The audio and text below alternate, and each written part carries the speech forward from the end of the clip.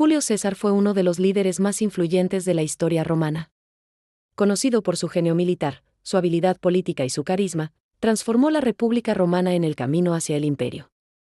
Sus campañas en la Galia y su victoria en la guerra civil contra Pompeyo lo consolidaron como dictador y figura histórica legendaria.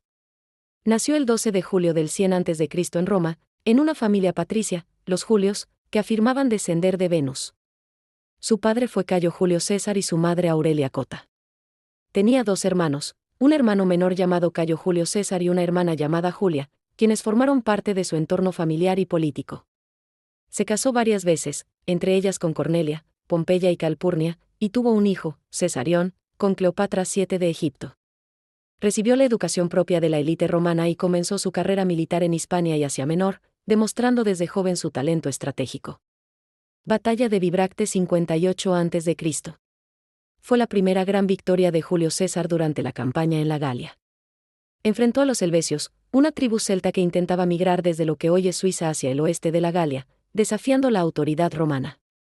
Se estima que César contaba con alrededor de 22.000 a 24.000 legionarios romanos, organizados en legiones de infantería pesada, apoyados por caballería ligera y tropas auxiliares.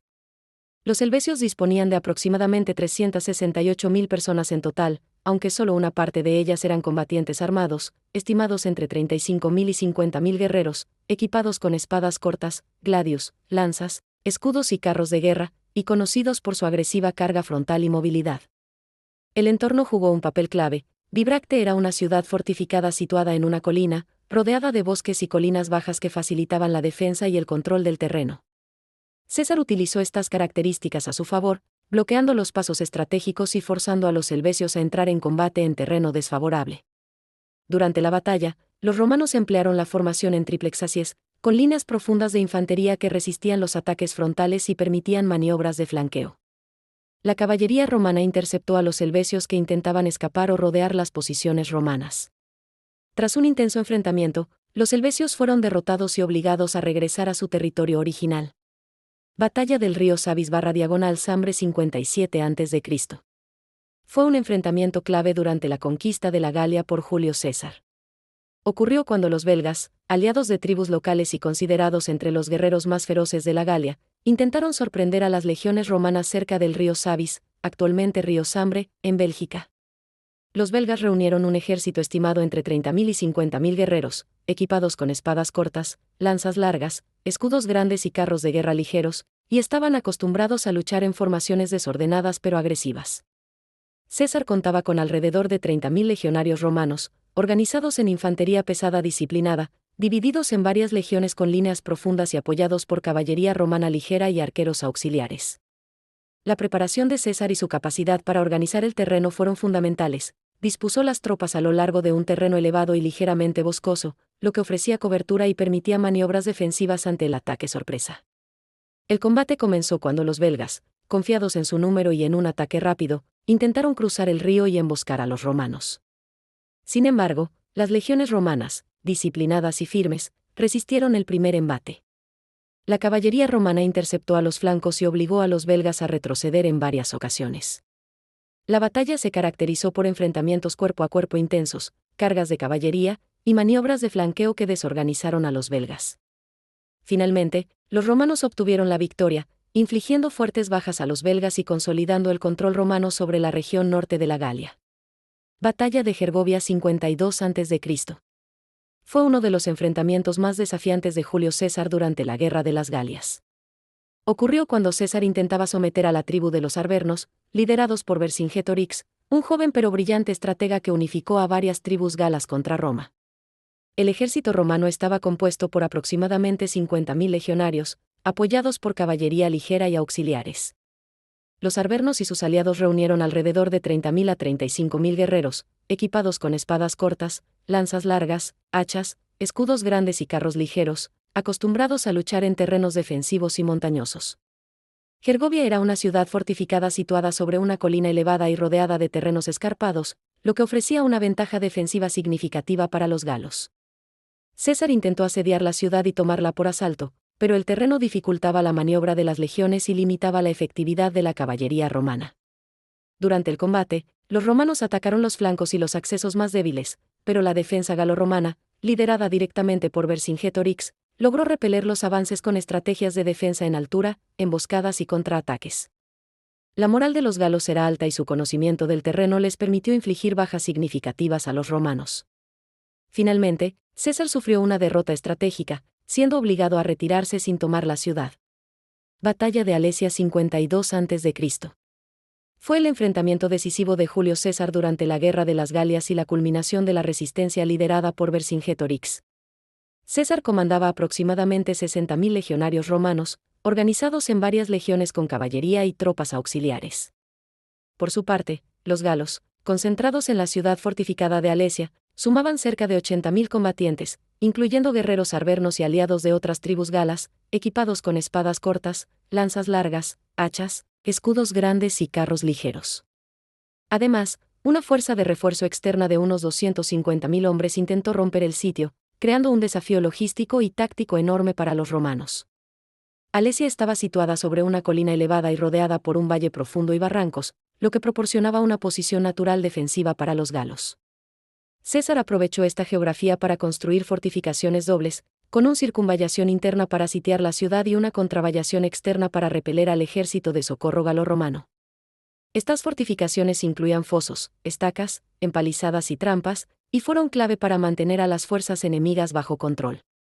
Durante el asedio, los galos intentaron varias cargas masivas y emboscadas, pero las legiones romanas, disciplinadas y coordinadas, resistieron los ataques gracias a la formación en triplexacies, la caballería para flanquear y las defensas ingeniosas. La batalla incluyó intensos combates cuerpo a cuerpo en los accesos a la ciudad y enfrentamientos con las fuerzas de refuerzo externas, que no lograron romper las líneas romanas. Finalmente, los galos se vieron obligados a rendirse. Vercingetorix entregó sus armas y fue hecho prisionero. Batalla de Dyrrhachium 48 a.C.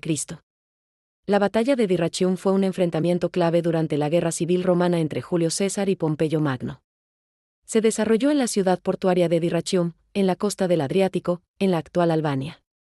César contaba con aproximadamente 22.000 a 25.000 legionarios, organizados en legiones con caballería ligera y auxiliares, mientras que Pompeyo tenía alrededor de 40.000 a 45.000 hombres, incluyendo infantería pesada, caballería y tropas aliadas de diversas regiones del imperio, superando en número a César casi 2-1. La región de Dyrrhachium estaba caracterizada por colinas, acantilados y llanuras costeras, lo que ofrecía ventajas defensivas a Pompeyo, quien ocupó posiciones elevadas para proteger sus flancos y el puerto. César, confiado en su ingenio táctico, intentó sitiar a Pompeyo construyendo fortificaciones y líneas de bloqueo, rodeando parcialmente al ejército enemigo con trincheras, empalizadas y fosos. El combate comenzó cuando Pompeyo lanzó ataques preventivos contra las posiciones romanas. La caballería pompeyana logró romper temporalmente los flancos de César, provocando desorganización en algunas legiones. Los romanos resistieron con disciplina, pero sufrieron bajas significativas debido al terreno difícil y la superioridad numérica del enemigo.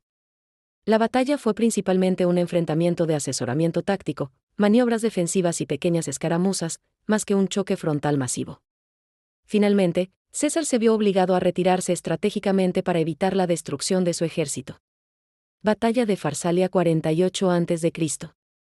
La batalla de Farsalia fue el enfrentamiento decisivo entre Julio César y Pompeyo Magno, durante la guerra civil que sacudió a la República Romana. Se libró en la llanura cercana a Farsalia, en Tesalia, Grecia. César contaba con un ejército reducido pero experimentado, alrededor de 22.000 a 23.000 legionarios y 1.000 jinetes, la mayoría veteranos endurecidos por las campañas en la Galia. Pompeyo, en cambio, tenía una clara superioridad numérica, con aproximadamente 45.000 a 48.000 infantes y 7.000 jinetes, además de refuerzos procedentes de las provincias orientales y senadores aliados que lo respaldaban políticamente. El terreno de Farsalia era una llanura abierta, favorable a la caballería, lo que parecía beneficiar a Pompeyo. Su estrategia inicial consistía en aprovechar su superioridad numérica en caballería para envolver y aplastar los flancos de César. Por su parte, César, consciente de su desventaja, desplegó sus tropas en la formación tradicional de 3 líneas, triplexacies, pero añadió una cuarta línea oculta, compuesta por cohortes selectas de infantería ligera, situada detrás de su débil caballería para resistir el choque de los jinetes enemigos. El combate comenzó con el enfrentamiento de las caballerías. Los jinetes de Pompeyo, en mayor número, cargaron contra el flanco izquierdo de César, pero fueron sorprendidos por la cuarta línea romana, que se lanzó con jabalinas y espadas cortas, rompiendo la cohesión enemiga. La caballería pompeyana huyó en desorden, dejando expuesto el flanco de su propia infantería. César aprovechó la ocasión, ordenó un avance masivo de sus legiones veteranas, que cargaron contra el centro de Pompeyo. La disciplina y la experiencia de los hombres de César prevalecieron sobre la superioridad numérica del enemigo. El ejército pompeyano comenzó a desmoronarse bajo la presión, y finalmente se dio a la fuga. Pompeyo, viendo su ejército destruido, huyó del campo de batalla y se refugió en Egipto, donde sería asesinado poco después por orden de los consejeros de Ptolomeo XIII. La victoria de César en Farsalia consolidó su poder, acabó con las pretensiones de Pompeyo y abrió el camino para que César se convirtiera en el hombre más poderoso de Roma. Fue un triunfo no solo militar, sino también político, que marcó el principio del fin de la República. Batalla de Sela 47 a.C. Se libró en el verano del año 47 a.C., durante la campaña oriental de Julio César, tras su victoria en Farsalia y la posterior crisis en Egipto.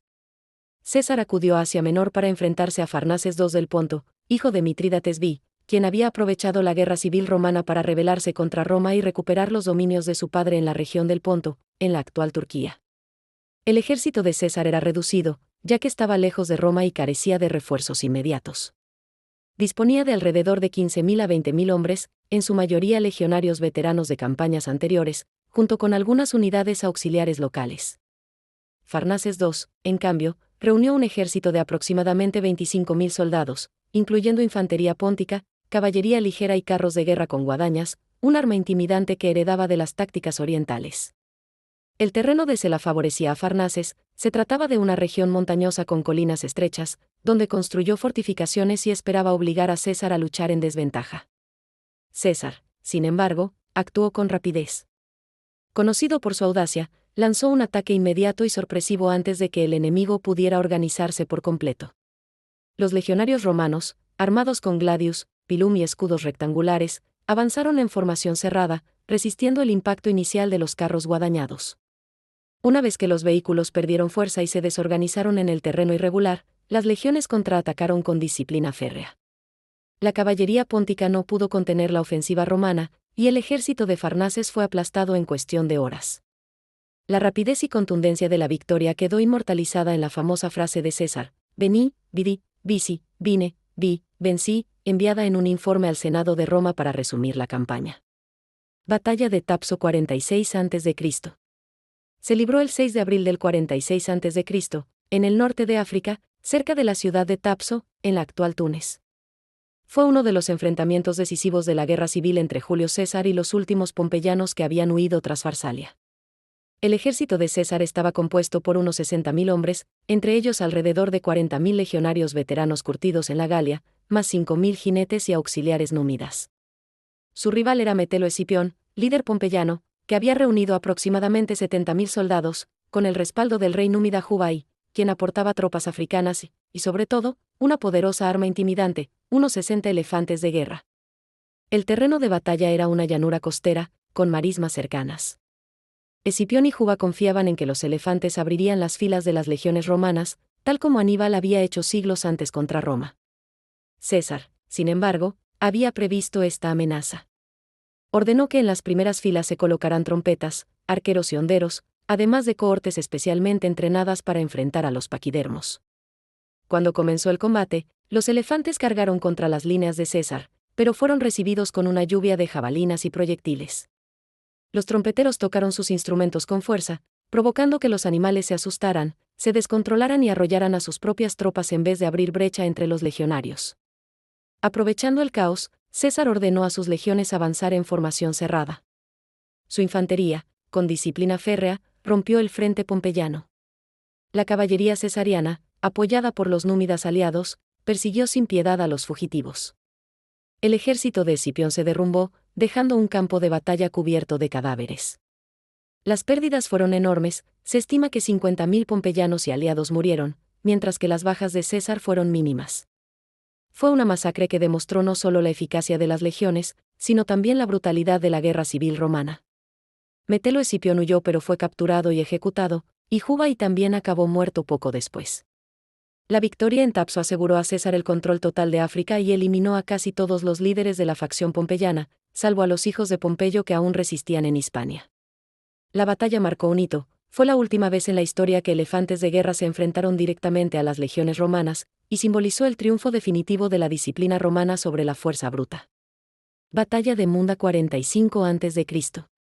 Se libró el 17 de marzo del 45 a.C. en la Hispania Ulterior, actual sur de España, cerca de la ciudad de Munda. Fue la última y más sangrienta batalla de la guerra civil entre Julio César y los pompeyanos, quienes, tras la derrota en África, habían concentrado sus fuerzas en Hispania bajo el mando de los hijos de Pompeyo, Cneo Pompeyo el Joven y Sexto Pompeyo, acompañados por el experimentado general Tito Labieno. El ejército pompeyano reunía alrededor de 70.000 infantes, 6.000 jinetes y algunas tropas auxiliares locales, bien organizados y motivados por el deseo de vengar la muerte de su padre. César, por su parte, marchó con unos 40.000 legionarios veteranos y unos 8.000 jinetes. Aunque sus fuerzas eran inferiores en número, confiaba plenamente en la disciplina y experiencia de sus legiones. El campo de batalla era complicado, los pompeyanos habían tomado posiciones en lo alto de una colina, obligando a César a luchar cuesta arriba, una desventaja táctica considerable. El propio César, consciente del peligro, arengó personalmente a sus hombres, recordándoles que ese día no solo luchaban contra enemigos, sino por la supervivencia de Roma bajo su mando. El combate comenzó con un choque frontal.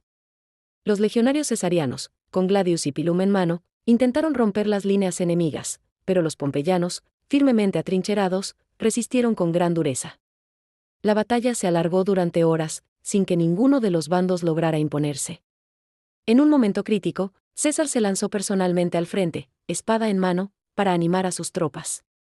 Este gesto cambió el ánimo de los legionarios, que redoblaron sus esfuerzos. Mientras tanto, la caballería cesariana, apoyada por tropas auxiliares hispanas, logró maniobrar alrededor del flanco enemigo y atacó la retaguardia pompeyana. El cerco comenzó a cerrarse, y las filas de Pompeyo empezaron a quebrarse bajo la presión combinada de la infantería y la caballería. El desenlace fue devastador para los pompeyanos. Tito Labieno murió en combate, y con él se desplomó la moral de sus hombres. Cneo Pompeyo logró huir, pero sería capturado y ejecutado poco después. Sexto Pompeyo escapó y sobreviviría, convirtiéndose más tarde en un pirata que desafiaría a Roma. Las bajas fueron altísimas, se calcula que 30.000 pompeyanos cayeron en el campo de batalla, frente a unas 1.000 bajas en el ejército de César. La victoria fue aplastante y definitiva. Ese fue el último enfrentamiento militar de su vida, porque con la victoria en Munda, César eliminó a los últimos líderes de la facción pompeyana. Roma quedó completamente bajo su control, sin ejércitos rivales que lo desafiaran. Después de la batalla, regresó a Roma en el 45 a.C., donde celebró un gran triunfo y se dedicó a gobernar como dictador perpetuo. Desde ese momento, ya no comandó en persona ninguna campaña militar, pues no había adversarios capaces de disputarle el poder. Su vida terminaría poco después, el 15 de marzo del 44 a.C., los idus de marzo, cuando fue asesinado en el Senado romano en una conspiración liderada por Bruto, Casio y otros senadores quienes temían que se convirtiera en un monarca absoluto. Su muerte marcó el fin de la República y abrió el camino hacia el Imperio Romano bajo Augusto. Su vida y sus conquistas siguen inspirando a historiadores, militares y apasionados de la historia alrededor del mundo. Que su legado nos recuerde siempre la combinación de inteligencia, audacia y determinación que puede cambiar el curso de la historia.